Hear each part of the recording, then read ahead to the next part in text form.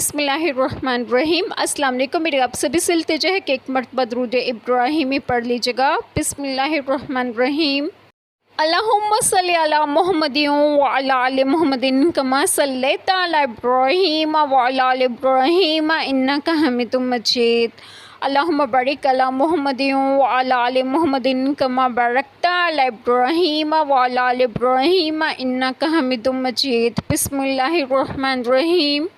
اے ایمان والو، جنہوں نے تمہارے دین کو ہنسی کھیل بنا لیا ہے، وہ جو تم سے پہلے کتاب دے گئے، اور کافر ان میں کسی کو اپنا دوست نہ بناؤ، اور اللہ سے ڈرتے رہو اگر ایمان رکھتے ہو، اور جب تم نماز کے لیے اذان دو تو اسے ہنسی کھیل بناتے ہیں، یہ اس لیے کہ وہ نیرے بے عقل لوگ ہیں۔ بسم اللہ الرحمن الرحیم۔ آج جو بات میں آپ لوگوں سے ڈسکس کروں گی وہ یہ ہے کہ اس پہلی آیت کریمہ میں ہے کہ اے ایمان والو، جنہوں نے تمہارے دین کو ہنسی کھیل بنا لیا ہے۔ شان نزول رفع بن زید اور سوید بن حارث دونوں اظہار اسلام کے بعد منافق ہو گئے۔ بعض مسلمان ان سے محبت رکھتے تھے۔ اللہ تعالیٰ نے یہ آیت کریمہ نازل فرمائی اور بتایا کہ زبان سے اسلام کا اظہار کرنا اور دل میں کفر چھپائے رکھنا دین کو ہنسی اور کھیل بنانا ہے۔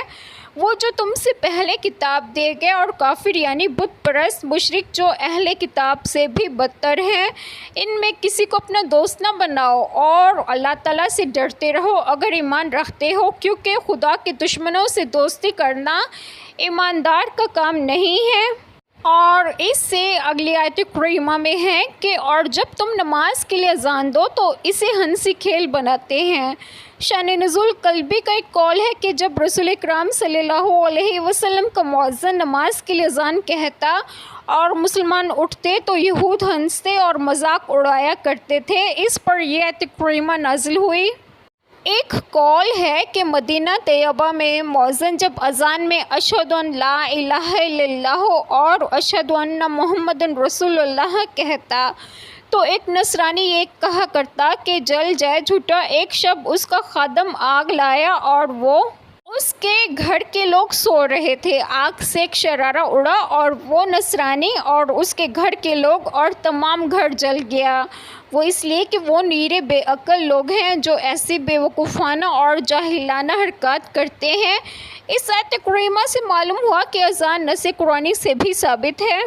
ایک حدیث مبارکہ میں ہے، شیطان جب اذان کی آواز سنتا ہے تو گوز مارتا ہوا بھاگ جاتا ہے کہ اذان اس کے کانوں میں نہ پڑے، پھر واپس آ جاتا ہے اقامت کے وقت، پھر پیٹ پھر کر چل دیتا ہے جب تکبیر ختم ہوتی ہے، تو پھر آ کر نمازیوں کے دلوں میں وسوسے پیدا کرتا ہے۔ نماز کے لیے آواز دینے کا ذکر قرآن مجید میں 2 جگہ آیا ہے، اس آیت کریمہ میں اور دوسرا سورۃ جمعہ میں۔ اگر ان میں سے کچھ بھی عقل ہوتی تو اذان کی آواز سن کر ان کے دل نرم پڑ جاتے، وہ حق کی طرف متوجہ ہوتے، یا کم از کم مسلمانوں سے دینی اختلافات نہ کرتے، یا دینی اختلافات رکھنے کے باوجود اس قسم کی گھٹیا حرکات نہ کرتے۔